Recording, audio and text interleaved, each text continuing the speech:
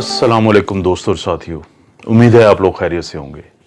इस वीडियो में मैं एक ऐसा मौजू पे बात करूंगा जिसके बाद मुझे बहुत हद तक यकीन है कि कुछ लोग जिनको इस वीडियो का नुकसान होगा वो ज़रूर इस वीडियो को यूट्यूब से हटवाने की या रिमूव करवाने की कोशिश करेंगे। तो आप लोगों से मेरी दरख्वास्त है कि अगर आपको लगता है कि ये वीडियो आपको किसी तरह से मदद दे सकती है तो आपने इसको डाउनलोड करके सेव कर लेना है, ताकि अगर ये यूट्यूब से हटाई भी जाए तो आपके पास ये हो। इस वीडियो में मैं बताऊंगा कि ये क्या वजह है कि ये जो पीसीआर टेस्ट है लोगों का बार बार पॉजिटिव आता है, चाहे वो अलामात से निकल आए हों और चाहे उनको काफ़ी दिन हो चुके हों और महीने से ज़्यादा हो चुका हो, लेकिन उनका पीसीआर का टेस्ट बार बार पॉजिटिव आता है।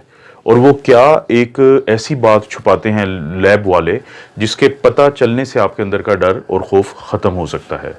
और इस बात को समझाने के लिए मैं सबसे पहले आपको वाइट बोर्ड पे कुछ चीज़ समझाता हूँ। जी दोस्तों, जिस बारे में मैं बात करना चाहता हूँ उसको समझने के लिए सबसे पहले ये स्ट्रक्चर को देखें। ये है कोरोना वायरस। इसकी ये जो बाहर रेड कलर की ये नज़र आ रही हैं, इसको हम कहते हैं स्पाइक प्रोटीन। और ये वही प्रोटीन है जिसकी मदद से ये वायरस हमारे जिस्म में दाखिल होता है। और ये है लिपिड की बाइलेयर, ये है इसकी होल जिसको आप कह सकते हैं, शेल कह सकते हैं। इसके अंदर है ये आरएनए, और ये वो आरएनए है कि जब ये इसकी मदद से हमारे सेल्स के साथ अटैच होता है और ये आरएनए हमारे जिस्म में चला जाता है, तो ये है वो आरएनए जो कि सबसे ज़्यादा तबाही करता है, जो हमारे जिस्म में जो भी प्रॉब्लम्स बनते हैं, और ख़ास तौर पे वो लोग जिनकी उम्र ज़्यादा है, जो इम्यूनो कॉम्प्रोमाइज्ड हैं, जिनको बाकी प्रॉब्लम्स है, उनके लिए ये है वो आरएनए जिसके अंदर सारी जो प्रॉब्लम्स होती हैं उनकी डिटेल्स इसके अंदर पहले ही मौजूद हैं। अब जैसे ही ये वायरस हमारे जिस्म में दाखिल होता है और हमला आवर होता है, तो हमारे जिस्म का इम्यून सिस्टम जिसकी हम बहुत ज़्यादा बातें करते हैं वो एक्टिवेट हो जाता है। ये हमारा दिफाई निज़ाम है, और ये इम्यून सिस्टम इस वायरस के मुकाबले में एक आर्मी तैयार करता है जिसको हम कहते हैं एंटीबॉडीज़।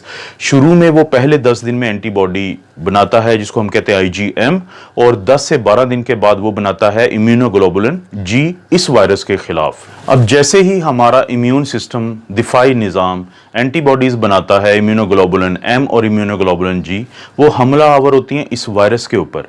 अब वो फौरी तौर पर इस वायरस को तोड़ देती हैं इसके मुख्तलिफ हिस्सों में। अगर आप यहाँ पे गौर करें कि जैसे ही ये वायरस हमारे जिस्म में एंटर हुआ और इसने कोशिश की कि वो इस आरएनए को हमारे सेल में भेजे ताकि ये हमें नुकसान पहुंचा सके, तो फौरी तौर पे हमारा दिफाई निज़ाम इसके ऊपर हमलावर होता है और इसको मुख्तलिफ हिस्सों में तोड़ देता है। जैसे ये है इसका आरएनए जो ग्रीन कलर का है, ये ब्लैक कलर की इसकी लिपिड बाइलेयर है, उसको भी वो छोटे छोटे हिस्सों में तोड़ देता है। और इसकी स्पाइक जो प्रोटीन है जो वायरस ने इस्तेमाल की थी हमारे सेल के अंदर दाखिल होने के लिए, उनको भी अलहदा अलहदा कर देता है। अब ख़वातीनो हज़रात, इंतहाई अहम बात मैं आपको बताने लगा हूँ, वो ये है कि जब ये वायरस पूरा एक होल होता है, पूरी एक स्ट्रक्चर होता है, तो ये हमारे जिस्म के लिए इंतहाई ख़तरनाक है इसका ये आरएनए। लेकिन जब हमारा दिफाई निज़ाम इसको तोड़ देता है हिस्सों में, तो फिर ये बिल्कुल भी खतरनाक नहीं होता।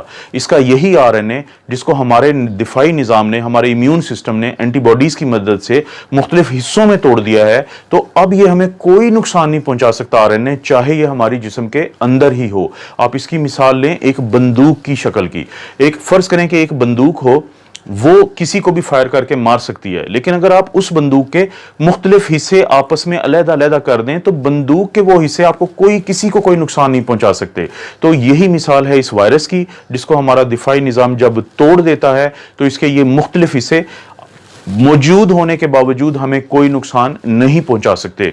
लेकिन यहां पे आता है लेबोरेटरीज का एक घिनौना किरदार, वो मैं आपको अब बताता हूं। जी दोस्तों, अब जब लेबोरेटरी वाले हमारा ये टेस्ट करते हैं जिसको हम कहते हैं RT-PCR या reverse transcriptase polymerase chain reaction, जो वो हमारे नाक या गले से वो स्वैब लेते हैं या स्वाबिंग करते हैं, तो वो जो टेस्ट है वो ये दोनों जो आरएनए हैं, चाहे तो ये वायरस के अंदर मौजूद हो या टुकड़ों की शक्ल में पड़ा हो हमारे जिस्म में और नाक के हिस्से में या गले के हिस्से में, वो उन दोनों को पॉजिटिव बताता है, वो दोनों को डिटेक्टेड बताता है। इस सेल के इस टेस्ट के अंदर ये सलाहियत ही नहीं है कि वो फर्क कर सके कि ये खतरनाक शक्ल में मौजूद आरएनए है या ये वो आरएनए है जो पड़ा भी रहे अगर 2 महीने तो जिस्म को इसका कोई नुकसान नहीं है। वो दोनों की रिपोर्ट देता है पॉजिटिव, वो दोनों की रिपोर्ट देता है डिटेक्टेड।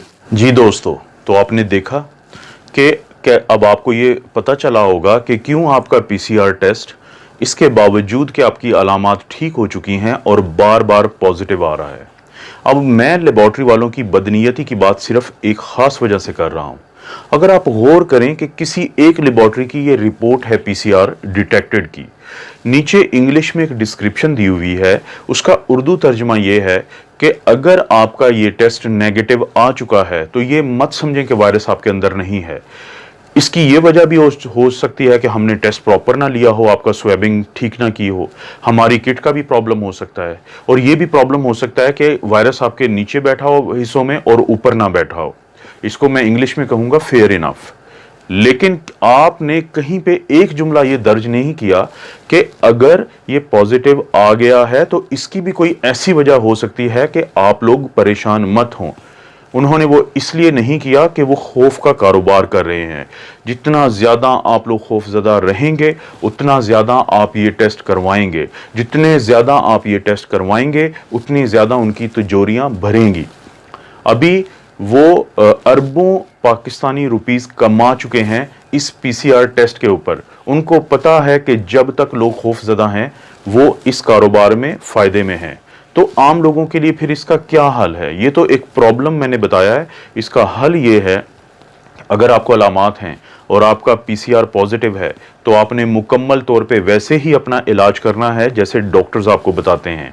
लेकिन अगर आपकी अलामात ठीक हो चुकी हैं तो इस चीज़ के चांसेस हैं कि ये वायरस मर चुका है और टुकड़ों टुकड़ों में पड़ा है। और अगर आपका पीसीआर पॉजिटिव भी आता रहता है अलामात जाने के बावजूद, तो आपको परेशान होने की ज़रूरत नहीं है। और जब ये एक दफ़ा टुकड़ों में तब्दील हो जाता है तो उसके बाद इसके अंदर ये सलाहियत भी ख़त्म हो जाती है कि ये आपसे किसी दूसरे को लग जाए। तो अपनी आइसोलेशन को आप रिलैक्स कर सकते हैं जब एक दफा आप अलामात से निकल आए। तो क्या इसकी कोई साइंसी आपको भी प्रूफ मिल सकता है? जी, आप अपना एंटीबॉडी टेस्ट करवा सकते हैं। अगर आप अपना एंटीबॉडी टेस्ट करवाएं, जो मैंने एक दिन पहले मिसाल दी थी और मैं ये दोबारा दिखा रहा हूं कि एक दोस्त हैं जिनका इम्यूनोग्लोबुलिन जी बहुत स्ट्रांगली पॉजिटिव आ रहा है, लेकिन इसके 2 दिन के बाद भी जब उन्होंने अपना पीसीआर का टेस्ट करवाया तो वो उन्होंने पॉजिटिव दिया। और वो शख्स जो इससे सेहतयाब हो रहे हैं वो ज़हनी तौर पे इंतहाई टेंशन में चले गए एक बार फिर कि उनका टेस्ट पॉजिटिव है। तो मेरी आप लोगों से दरख्वास्त है कि अगर आपको लगता है कि ये वीडियो आपको किसी भी तरह से हेल्प कर सकती है, आप इसको सेव करें डाउनलोड करके, आप इसको लाइक करें और अपने दोस्तों के साथ शेयर करें कि हो सकता है किसी एक को इस वीडियो का फ़ायदा हो जाए। और अब आपको समझ आ चुकी होगी कि मैंने आपको क्यों कहा है कि कुछ लोग बहुत तेज़ी से कोशिश करेंगे कि हर सूरत इस वीडियो को रिमूव करवाया जाए। आप अपना और अपनी फैमिलीज़ का ख्याल रखें। अल्लाह ताला आपको और आपकी फैमिली को हर किस्म की आजमाइश, बुराई और बीमारी से बचाए।